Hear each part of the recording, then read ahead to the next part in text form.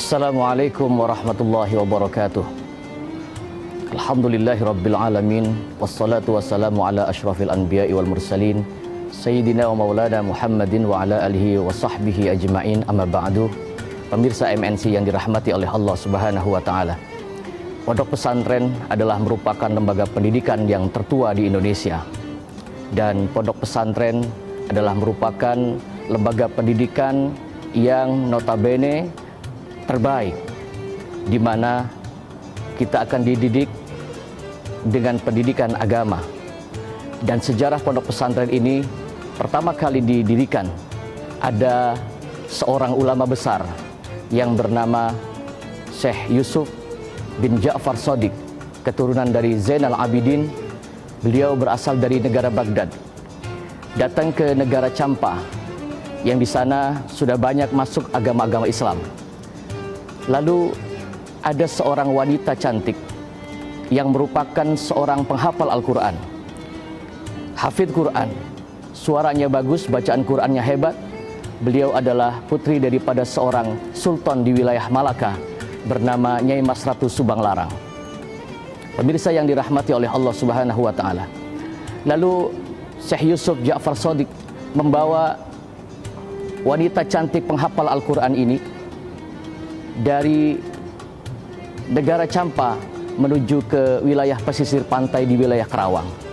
Dibuatlah sebuah pondok pesantren, dibuatlah masjid. Di situ dibuat satu bilik, ada seorang santri yang bernama Nyai Mas Ratu Subang Larang.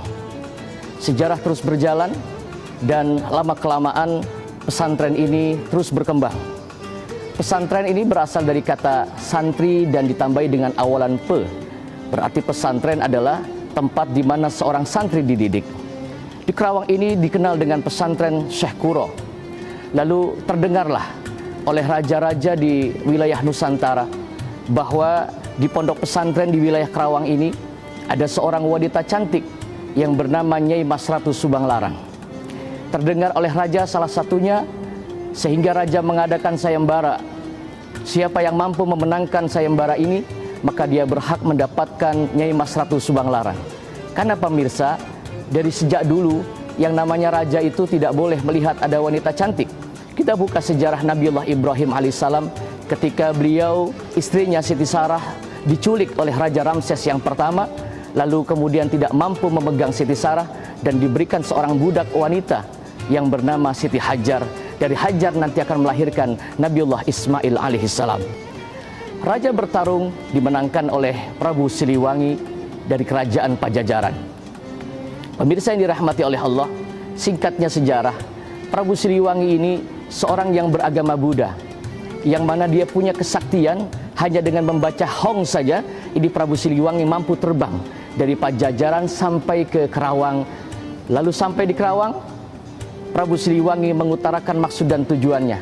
Wahai Nyai Mas Ratu Subang Larang, tujuan kami datang kemari adalah untuk melamar engkau. Akan aku jadikan permaisuri di kerajaan Pajajaran. Kamu mau tidak mau, harus mau. Apa jawaban seorang santri yang dibimbing oleh ulama, yang dibimbing oleh kiai, yang dididik dengan adab dan kesopanan di dalam lingkungan pondok pesantren ini? Maka Nyai Mas Ratu Subang Larang menjawab, saya hanyalah seorang wanita. Siapapun yang akan melamar saya, boleh, silakan saja. Lalu Prabu Siliwangi menantang, ya sudah, kalau begitu ayo ikut dengan kami ke Pajajaran. Kata Nyai Mas Ratu Subang Larang, seorang hafidhil Quran, berkata, jikalau engkau ingin melamar saya, maka aku punya permintaan. Permintaan apa yang kau inginkan, wahai Nyai? Nyai Mas Ratu Subang Larang berkata, aku hanya minta engkau mendatangkan sebagai mas kawinnya, agar engkau mendatangkan untukku kalung lintang kerti berjajar 100. Mendengar kalung lintang kerti berjajar 100 yang dianggap oleh Prabu Siliwangi bukan punya bangsa manusia, yang itu punya bangsa jin, bangsa merkayangan dan lain sebagainya, sehingga Prabu Siliwangi berkata, baik, akan aku turuti, tapi tidak saat ini. Prabu Siliwangi kembali ke Pajajaran.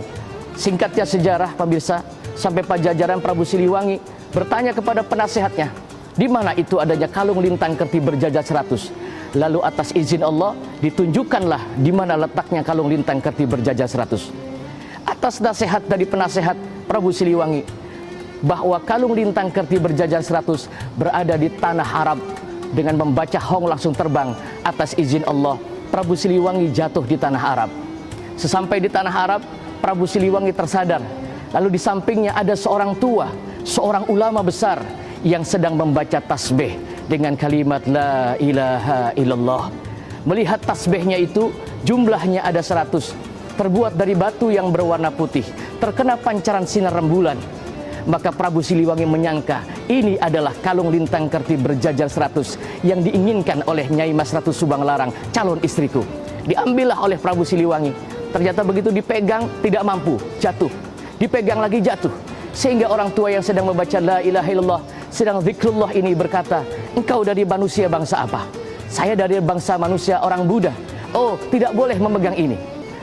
Wahai orang tua, kata Prabu Siliwangi, aku menginginkan apa yang kau pegang, agar aku jadikan sebagai syarat aku menikah dengan wanita cantik yang bernama Nyai Mas Ratu Subang Larang. Orang tua tadi berkata, siapapun boleh memegang ini, tapi ada satu syarat yang harus kamu lakukan. Oke, syarat apa saja yang harus aku lakukan sehingga aku boleh memegang itu kalung lintang kerti berjajar 100? Orang tua tadi berkata, jikalau kamu ingin dan mau, mari. Syaratnya mudah dan gampang. Prabu Siliwangi dihadapkan di hadapannya, lalu orang tua tadi berucap, ikuti ucapan saya. Orang tua tadi memegang tangan Prabu Siliwangi dan berucap kalimat asyhadu an la ilaha illallah wa asyhadu anna Muhammadar Rasulullah. Prabu Siliwangi mengucapkan dua kalimat syahadat di hadapan ulama besar, lalu Prabu Siliwangi otomatis menjadi orang Islam. Begitu sudah menjadi orang Islam, diberikan kalung lintang kerti berjajar 100 itu dan ingin kembali terbang ke Pajajar, ke Kerawang dengan membaca hong. Ternyata hong, ilmu hongnya sudah hilang. Orang tua tadi berkata, kamu sudah menjadi Muslim, sudah jadi orang Islam, tidak lagi ada kalimat hong, yang ada bacalah Bismillahirrahmanirrahim. Pemirsa yang dirahmati oleh Allah Subhanahu wa Ta'ala, pondok pesantren pura-pura punya peran penting dengan masuknya Islam Prabu Siliwangi, lalu menikah dengan Nyai Mas Ratu Subang Larang. Lalu Nyai Mas Ratu Subang Larang dibawa ke Pajajaran, sehingga lama-kelamaan Nyai Mas Ratu Subang Larang dengan Prabu Siliwangi memiliki 3 anak. Yang pertama menjadi ulama besar dan punya keturunan membuat pondok pesantren hampir di seluruh Indonesia yang bernama Raden Walang Sungsang. Yang kedua, Prabu Siliwangi dengan Nyai Mas Ratu Subang Larang punya putri namanya Nyai Mas Ratu Rara Santang. Singkatnya sejarah, Walang Sungsang dengan Rara Santang tidak cocok hidup di kerajaan Pajajaran karena kelakuan dan kebiasaan ayahandanya, adat budayanya kembali kepada kebiasaan lama. Dan ini yang banyak terjadi di dalam kehidupan kita. Banyak orang tua yang menjadi musuh dengan anaknya. Ada anak yang menjadi musuh untuk orang tuanya. Maka peran pondok pesantren itu begitu penting. Sekarang pondok pesantren adalah merupakan sebuah lembaga pendidikan yang diperhitungkan. Karena pesantren mampu membekali anak-anak dengan pendidikan agama. Pesantren mampu mengimbangi dengan pendidikan-pendidikan formal, sehingga lulusan dari pondok pesantren bukan hanya dia mampu mendalami ilmu agama, tetapi banyak lulusan dari pondok pesantren yang mampu menjadi insinyur, yang mampu menjadi profesor, bahkan mampu menjadi wakil presiden dan presiden, itu pun lulusan dari pondok pesantren. Pemirsa yang dirahmati oleh Allah Subhanahu wa Ta'ala, kedua anak Prabu Siliwangi yang bernama Walang Sungsang dengan Rara Santang ini tidak betah tinggal di kerajaan, lalu lari ke wilayah Cirebon, bertemu dengan seorang syekh, lalu belajar agama, memperdalam agama. Walang Sungsang dengan Rara Santang berangkat haji ke Baitullah. Walang Sungsang kembali ke Nusantara Indonesia. Rara Santang dilamar oleh seorang gubernur Mesir bernama Sultan Mahmud bin Sultan Abdullah min Bani Israel, memiliki putra bernama Syarif Hidayatullah. Syarif Hidayatullah ikut ke Cirebon menyebarkan ajaran agama Islam, membuat pondok-pondok pesantren. Ketika datang ke wilayah Banten, menikah dengan putri Surosoan bernama Nyai Kawunganten, punya putra bernama Pangeran Sabakingking atau kita kenal dengan Maulana Hasanuddin. Maulana Hasanuddin punya anak keturunan, salah satunya adalah Imam Nawawi, pengarang kitab dan menjadi ulama besar di wilayah Mekah Al-Mukarramah.